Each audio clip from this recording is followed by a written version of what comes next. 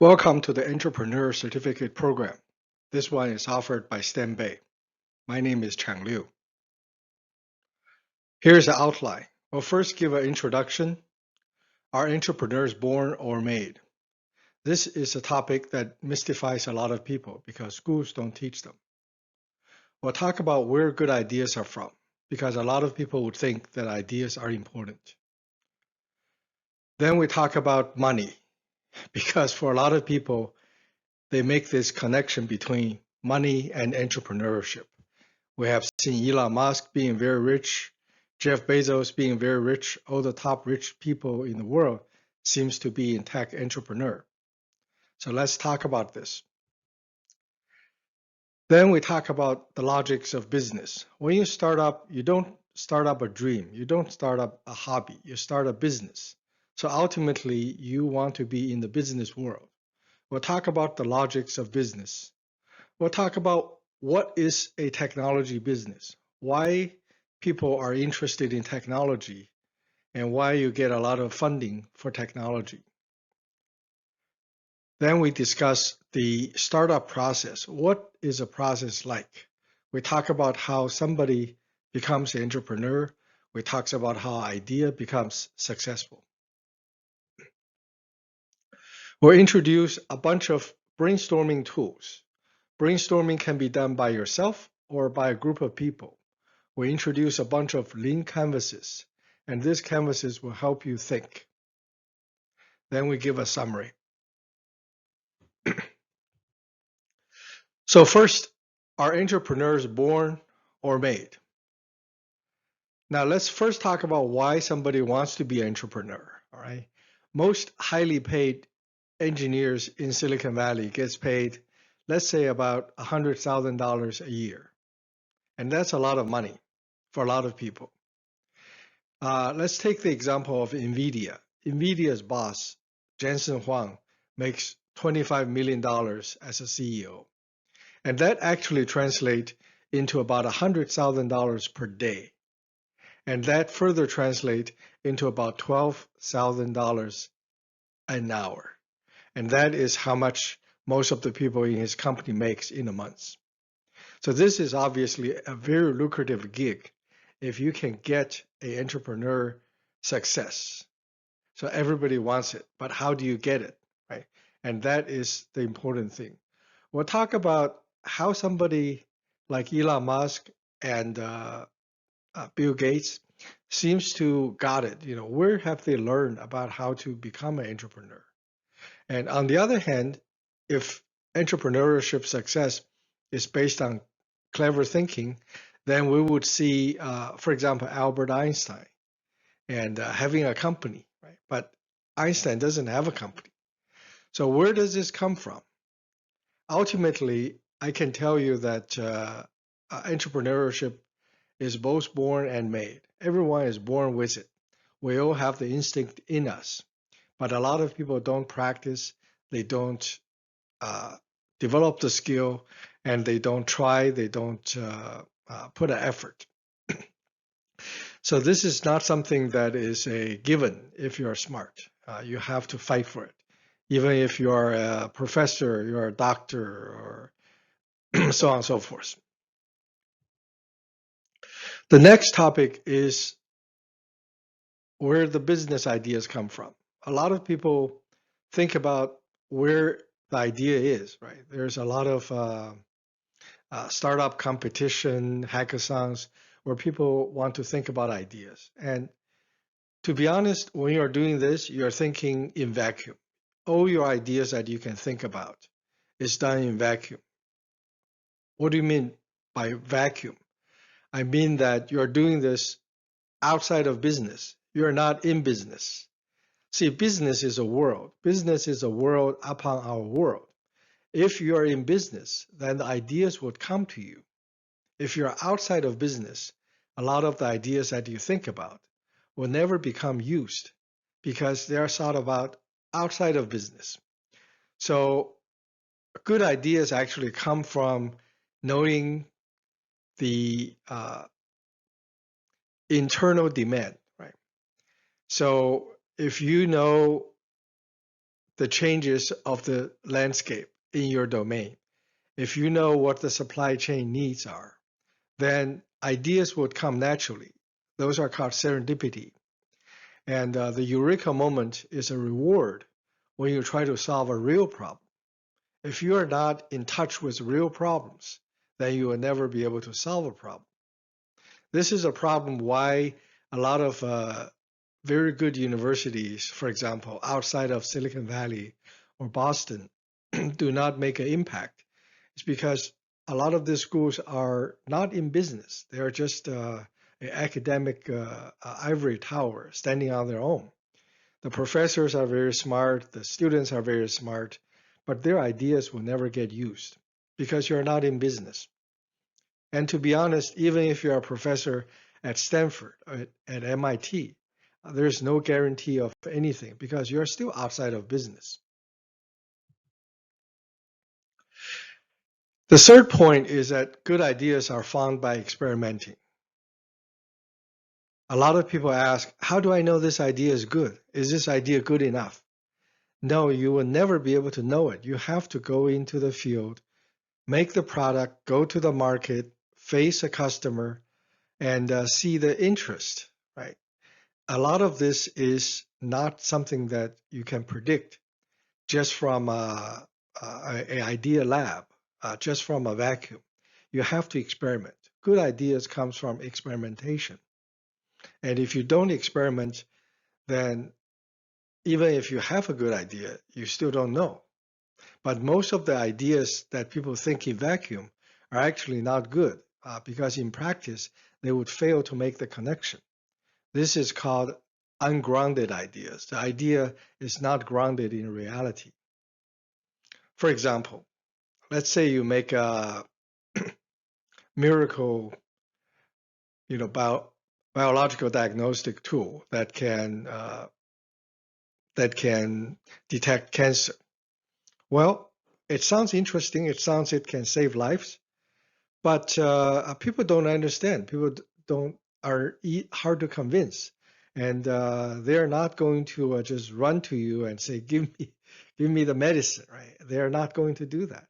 So in the end, your company will just die waiting for customers to discover you, and obviously that's a bad idea, even if the idea sounds good. So ideas needs experimenting. The next thing we're going to talk about is money. It is very wrong if somebody wants to do business, wants to get into business so that they can get rich. All right.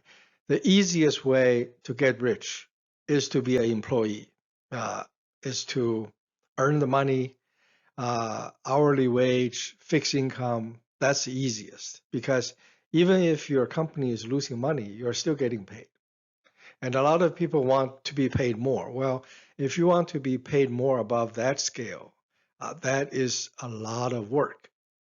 So business is not for money. On the other hand, business use money as its bloodline. The business uses money. It's just like a car runs, for example, gasoline to run. And if you're interested in gasoline, then obviously there's a lot of gasolines in the car. But the point of the car is not the gasoline. Uh, I don't know if I'm making it clear. The key to entrepreneurship is not to get the money. The super rich are the outliers, but they are always the ones that get noticed. Most of the entrepreneurs end up being very poor. So never do this for the money. If you want money, then get a job. Go to school, get a job, honestly. The next point is that a business is never something that you can make money and lie down and just have passive income. Business is a brutal fight forever. If you're in business for life because the minute you retire, the minute you let somebody take the helm, the business, the company changes and it will die. Okay. And in business, it's very brutal. winner takes all. You don't look at something and say, oh, this is a big market. I can get a lot of money. No, you don't, because all the money is made by one or two players, and they're not going to let you win a single penny, even if they are making millions every minute. Okay. And if you're successful, people will copy you. People will. And if you're not careful, you pay your suppliers a lot of money, so you have no profit left. A lot of people think, oh, I can have a little restaurant selling ramen noodles on New York Street. I must be able to make a lot of money because there's a lot of people passing by. That's not the case, because the rent takes money, the ramen takes money, the worker takes money, everything will basically rob you dry of your revenues. Okay. So business is a very brutal fight. Business is a way that a lot of people makes a living. Every person in business have scars to show for. If you don't have a scar, then you're not a business person. You're just a support cast. So you need to make money, but you need money to start. It takes money to make money. So what are some of the costs of starting a business? Okay. Even if you have a little startup with just you and some ideas, it is still a business. It's just a very young and fledgling business. Don't think, oh, I'm doing 0 to 1, I'm having fun. No, you're already in business on day 2. If your company doesn't grow, then you have a problem, right? So there's a lot of cost. You need money to build a store.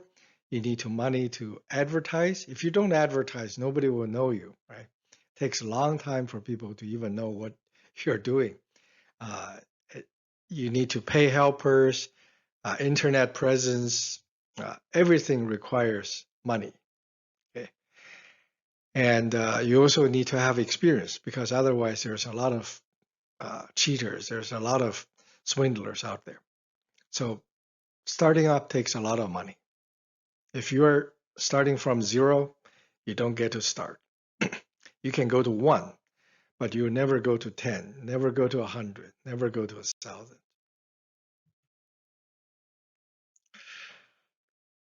Business world is made of change.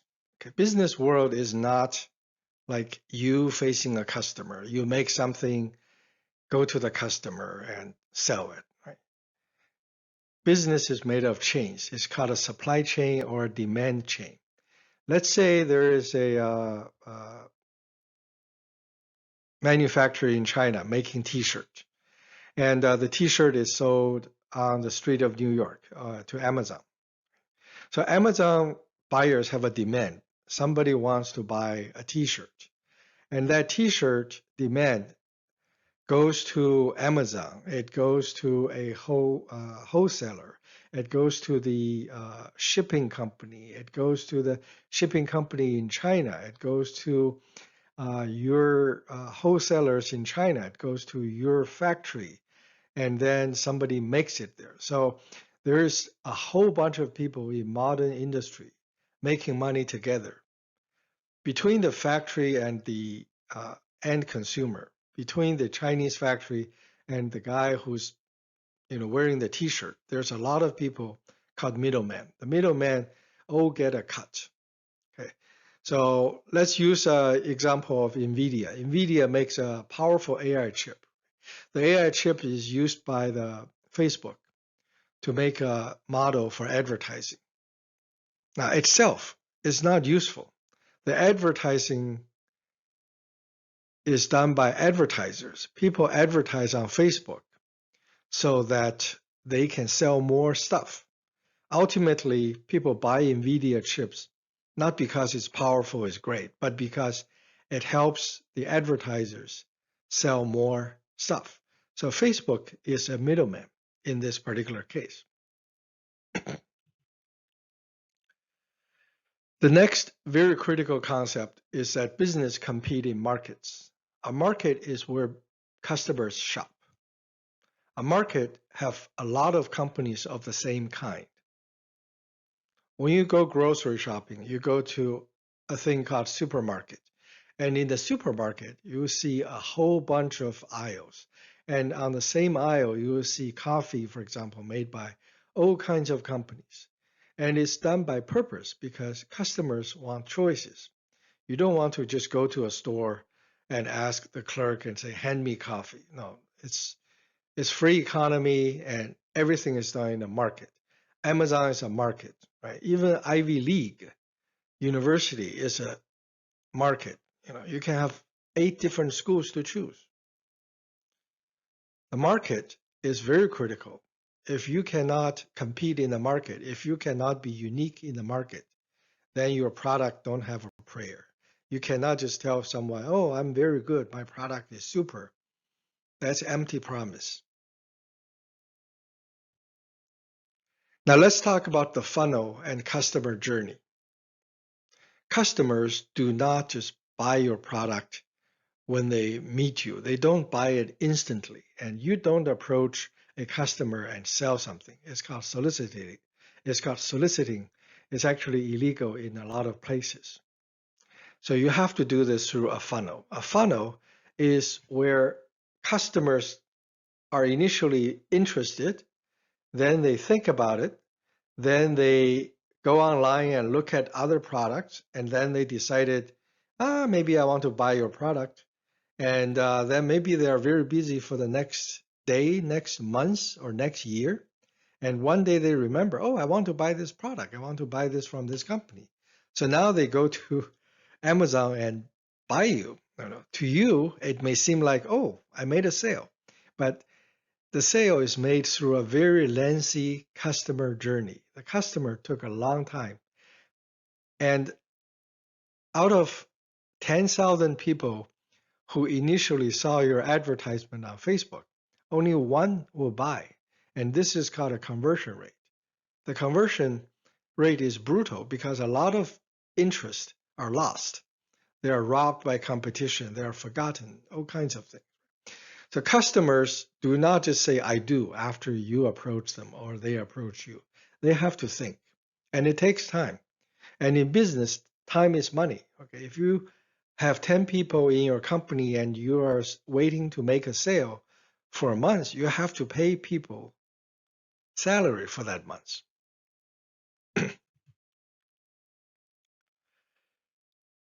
Price is totally made up. Okay, price is a suggestion.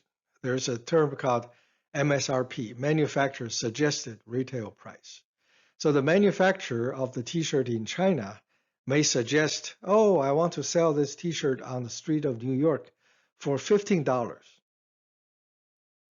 What's the basis of that? If somebody just sells that for $5, it's not against any law. It's a suggestion. Okay, so price is totally flexible. It is a matter that you have to establish with your customer. A customer who are used to seeing $30 t-shirts, they will think a $10 t-shirt very cheap. But a customer who's just looking for a $2 t-shirt will think the $10 one very expensive. On the other hand, when you make that t-shirt, you have to buy yarns, you have to buy machines, sewing machines, and so on and so forth.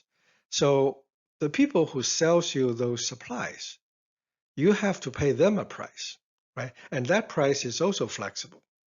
So price is flexible. Business is totally floating on price. The price are floating.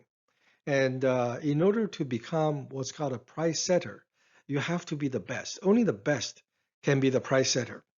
If you buy cell phone, for example, Apple makes the best cell phone, and they can name whatever price. They say, "Oh, iPhone is $60,000," and everyone will say, "Oh, what? $60,000? Okay, I'll pay for it." And then Samsung would charge 50,000, Android phone would charge 30,000, and Chinese phone would charge $10, and so on. Okay, the actual cost of that phone is $10. So Apple can make 60,000 minus $10, but not everyone can do that. Okay? It's very brutal. Now let's talk about technology.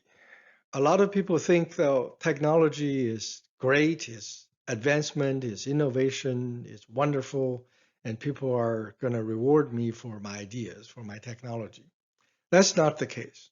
So why do Silicon Valley VCs invest in a company? This is a big question. Okay. The VCs do not invest in tech. They do not invest in companies. Why do they give you money? Oh, I need money. Oh, everyone needs money. Why should they give you money? They invest in fast growing companies. Why fast growing companies? Because fast growing companies with their valuation increasing will give them a return very fast. They don't have a limited time frame to wait for the return. They invest $10 in you and the next day they got $100. They will not do it because they don't want to invest $10. They have $10 billion to invest. So if you have a big company and you say, oh, I want $1 billion investment, but a month later I will give you two. They will say, no, I'm not interested in it. It's too slow. But you see what I mean here? The return is what VCs want. VCs are just pure businessmen. They're investors. They're just like banks. They're more aggressive than banks. Okay. So a VC does not pay for tech. VC may be attractive to rich people. The technology may be attractive to rich people because it represents something new. It represents a change. And that's why rich people take a look at you. But you must represent some kind of advantage. Okay. And you must, if they buy shares from you, they must be able to sell it at a higher price very fast. This is why VCs invest. VCs are not your comrades in tech, although they want you to believe that. That's not the case. So how do VCs know which companies to invest? Okay. You have to know that a startup builds two things. One is a money-making machine, and the second is to make money from the machine. So when you build a company, when you start a business, you want to make money, but your company becomes more valuable when you make more money. So you're making two things. One is a product, and the other one is a company itself. The VCs are not interested in the revenue you get from the product. That's your scorecard. The scorecard is shown to someone like a investor, and they say, oh, your company is worth a lot of money. They want to buy your company and sell your company. A VC wants to do that. They want to sell your company. They want to buy a share in your company and sell that company. Okay? The rich people, they have enough money. They don't need to make money from you. They really don't care anything about what you sell. You sell drugs, you sell NVIDIA cars, you sell uh, Bitcoin. They really don't care. What you sell is irrelevant. They just want the proof that your company's valuation will keep on increasing. Don't tell people, oh, my company has a high valuation. Then they're not going to invest because it will not keep going. Don't tell people, oh, my company makes a lot of money. It doesn't matter. They don't care about the money you make. They want your company's valuation to increase rapidly. So let's talk about how somebody can become a successful entrepreneur. The skills are not taught in school. This is a skill. It's a life skill just like bicycling and swimming. A lot of parents ask their children to swim because they say, oh, it's a life skill, so that when you are in water, you will not drown. Well, entrepreneurship is that kind of a skill. Once you know how to do business, you'll always know how to do business. Like Elon Musk, for example. Elon Musk knows how to do business, and he can say whatever he wants. He can do whatever he wants. If he loses all the money in the world, he will start again tomorrow, and he will still make money because he's got it. Okay. So you learn about business mind and how to do business. And there are four major steps for formation of an entrepreneur. First, you have to learn. A lot of people don't learn. They're waiting for schools to teach them. They're waiting for reading some more books or watching some more YouTube videos. That's not going to happen. You have to learn it on your own, and then you look for good ideas. And then you grab one idea and run for it. Hustle for a long time and establish both a company and the business. The business will make you change money, will make you salary, will make you living expense. But the company which you sell is the reason why a lot of tech entrepreneurs really got rich. So let's talk about how an idea becomes a company. It seems like mystical. A lot of people think, oh, I have an idea, boom. All of a sudden, the idea becomes a company. No, it doesn't happen. Even for great company like NVIDIA, it took 30, 35 years and a lot of trials and error. Uh, so think of idea as a seed. Okay, you want the seed to grow a forest, and that is how long it takes to start a business. Idea start small and they grow and grow and they become a tree. That's not enough. Just a tree standing alone does nobody anything good. Nobody is going to invest in you. People may cut you down because they can sell you. So you need to have a forest. When you have a forest, you have an ecosystem. Then people are not going to cut down your forest. They're protected, right? So the big money makers never make money alone. Think about it, right? Apple has app stores. They help other people in the app store make money. Jeff Bezos, he helps millions of small shops, small players in China to sell. And people make money by selling through Amazon. So helping people make money is what I mean by forming an ecosystem.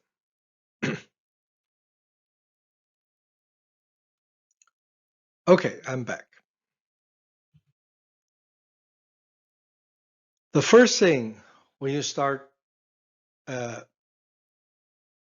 company is to build a product. Ideas are good, thoughts are good, intentions are good, dreams are good. But every company must have a product, okay? Google have a product. It's a website. Apple has a product. Amazon has a product. Tesla has 4 products. SpaceX have 2 products. You have to build the product. If you don't build the product, nobody will hand you money out of charity. They can only buy the product from you. They can't buy the prototype from you. Your mom might buy the prototype from you, but nobody else would. You must build the product. A product is safe, is reliable, it works every single time, and it looks nice. It looks like an official thing. That's a product. After you have the product, you have to think, oh, can I sell? Most people never sold anything. We buy a lot of things every single day, but we have never sold a single thing. If you ask people about their selling experience, the first image they conjure up is probably a lemonade stand. And most people have not even sold lemonade on the street because it's too embarrassing to be asking people for money. It's too awkward. Most people have zero selling experience. They just think, oh, if I have some magic product and I met the magic person and the person would just run to me, give me a hug, and say, "How much do you want?" That never happens.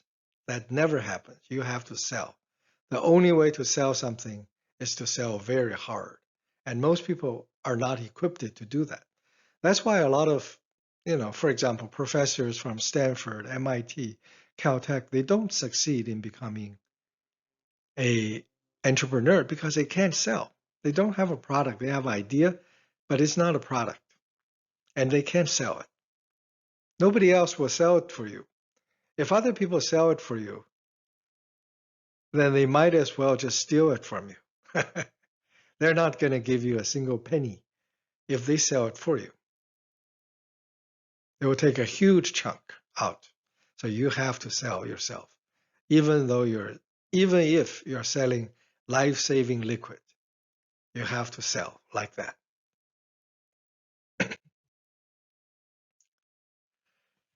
After you find the business, let's say you accidentally find a business and you build the product, you made the sale, you say, "Oh, a lot of people like me." Now you have to expand. Okay. When you are an entrepreneur, you build two things. Number one, you build the business. Number two, you build the company that runs the business. Think about it. Okay. Without the company that runs the business, your business will be stolen. So you have to have a company. A company is made of people. A lot of people are not as smart as you, or maybe even more smarter than you.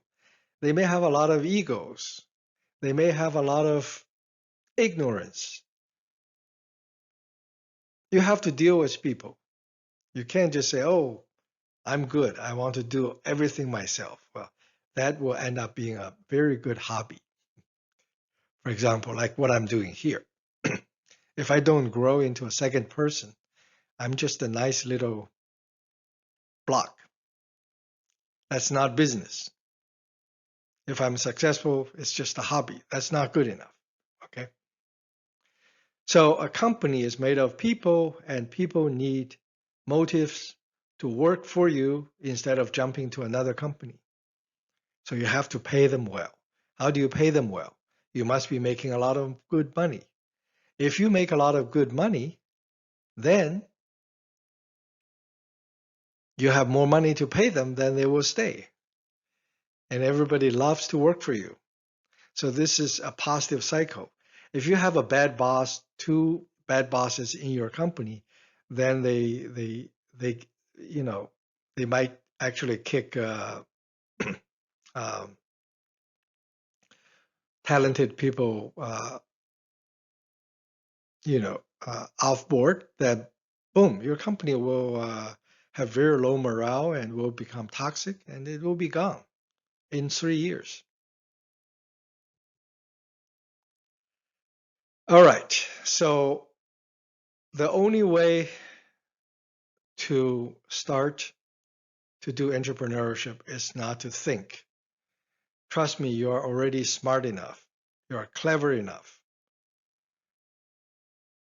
Overthinking is an enemy of action.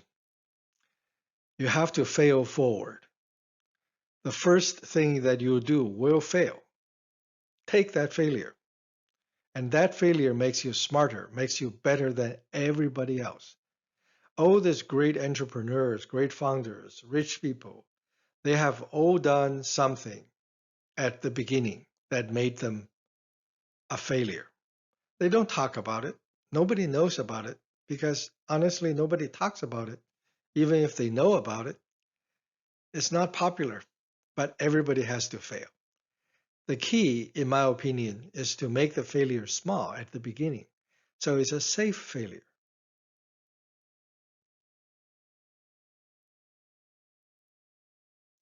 Now let's talk about what's called value proposition and a market fit. Okay. A value proposition is a mysterious concept. What is value? Value is what you give to people that you don't charge. For example, let's say Apple spent $50 million to make a new Apple Vision. They spent $50 million. And in the end, let's say only 10 people bought it. How much do you sell?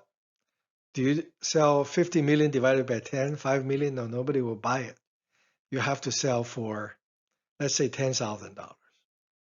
So what happens to the rest of the money that cannot be recovered? That's value. Value is what you give away. Value is what the customers perceive as a discount. In the case of the Apple Vision, people love it. You just can't get the price low enough for people to perceive the value. Of course, you can also say, oh, people don't think the value is that high. But on the other hand, your price is too high. So you don't have a good product. That's a bad value proposition. Okay. A buyer is very difficult to happen. Although we are a buyer every day, we buy something every day. And if you open a store, sometimes you see people coming in. You don't know their journey. Okay. Big companies can sell millions in a minute, but to sell one is very difficult. A customer needs to be bribed, needs to be incentivized.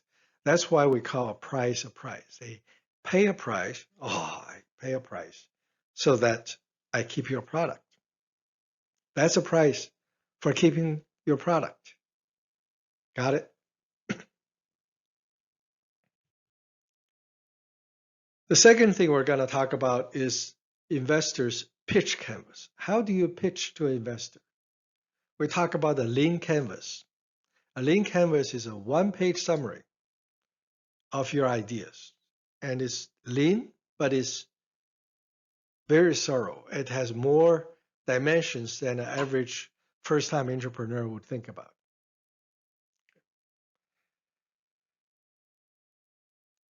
And some people might say, oh, I don't want to get investors. I just want to do it myself. I want to use the revenue I generate to keep on making the company go.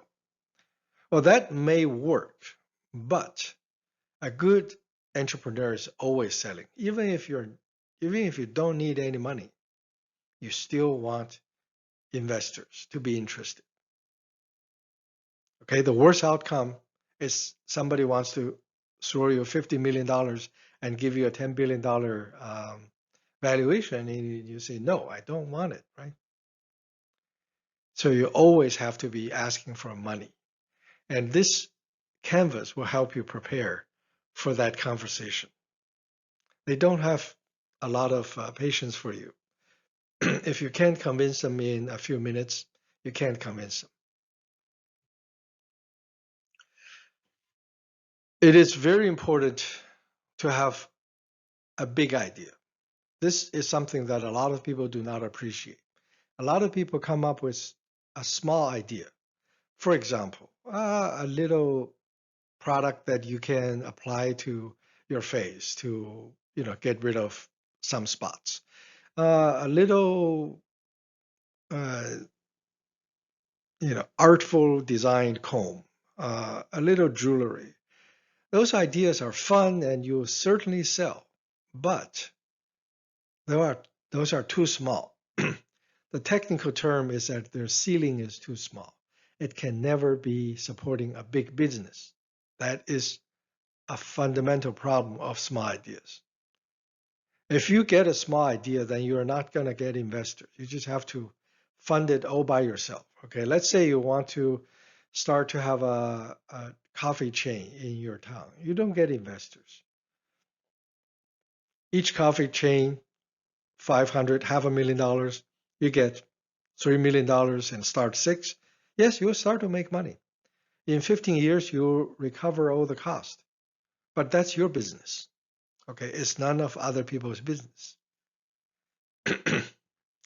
If you are not successful, then that's okay. You're not in business anymore. You're out of business.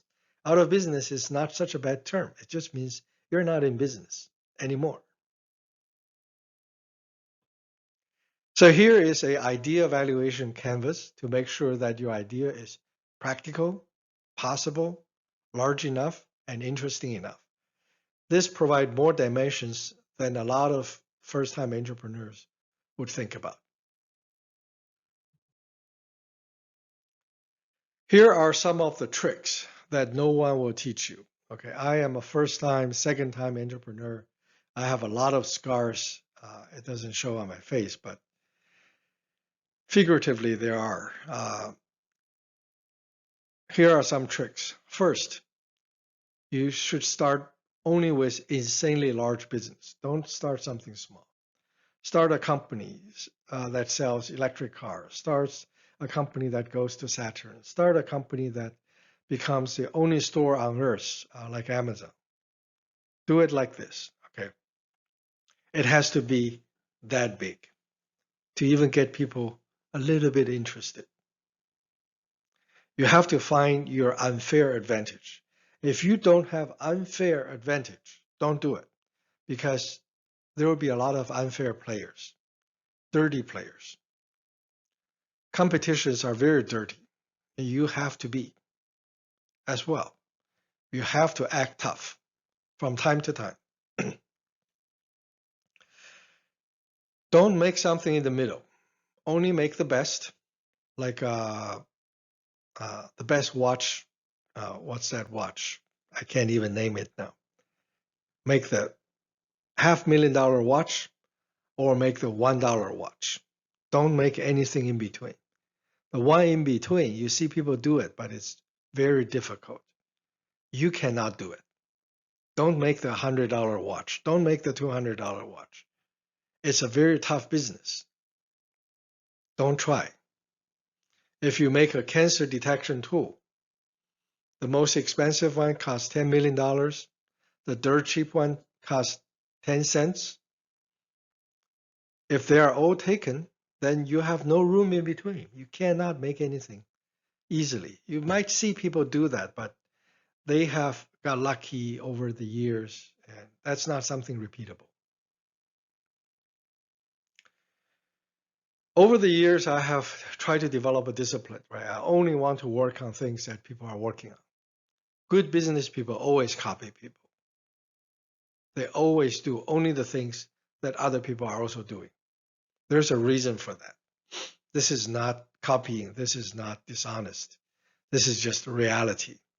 Because only things that sell is what people are buying. I cannot invent what people are buying. So whatever people are buying, I'm selling the same thing. Okay? Don't work on small ideas I talked about, and startup will always take money.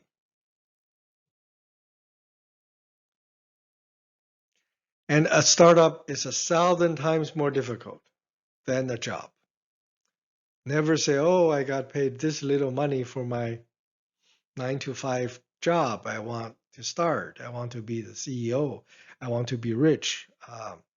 It's 1,000 times harder. You may see people like Elon Musk making $1 billion every day, but you are going to be hard pressed to make a single penny. It is that challenging. Companies also try to create insane values for customers. As we mentioned before, value is what you don't charge. So you have to do a lot of work behind the scene to incentivize your customer. For example, you buy a Tesla car for $30,000. It's the same price of a gasoline car, but it's got AI driving and all this electronics inside. Beautiful. That's a value. That's an incentive. Otherwise, nobody will buy a Tesla car.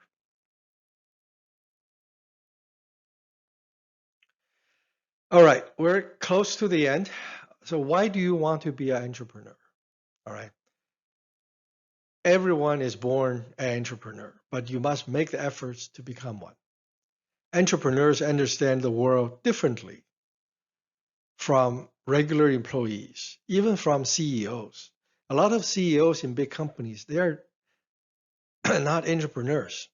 They might be business people, but they are not entrepreneurs. Some are not even business people. A lot of CEOs don't even know business.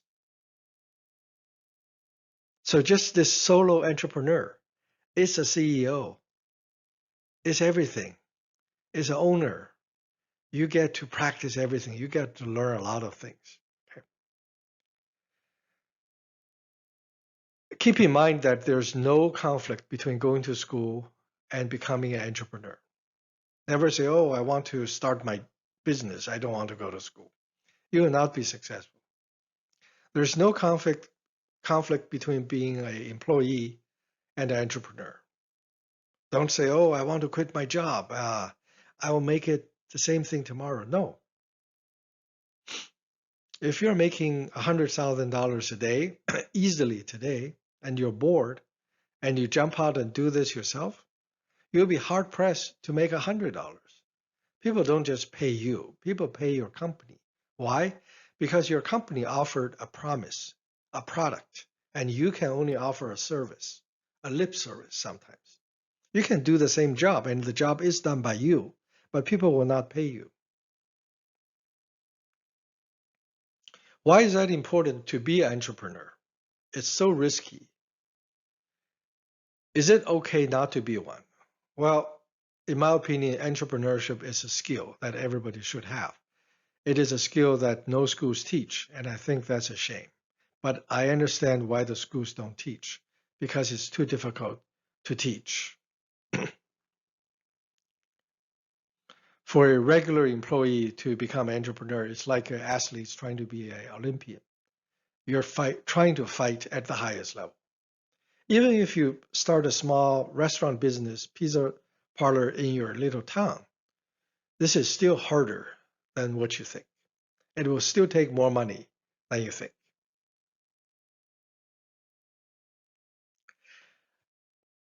Let's clear some of the terms. A job, a CEO, entrepreneur, and a founder. Okay? A lot of people say, oh, I want to be a manager. I want to be a boss. I want to be a CEO. Which one of them is a boss? CEO, entrepreneur, or founder? None of them. In a company, the owner is a boss. The person who owns it hires you. The person who owns it hires the CEO. So the CEO is just a hired gun. It's just an employee. An entrepreneur, on the other hand, might be an owner and is you are already a CEO. You can call your whatever you want yourself to be called. But keep in mind that your foundation is very shaky. If your company goes tomorrow, uh, you're not a CEO anymore. So don't take it too seriously. Don't say, oh, I'm a CEO now. No, you're just by yourself. Okay. It's just what's called a job replacement company.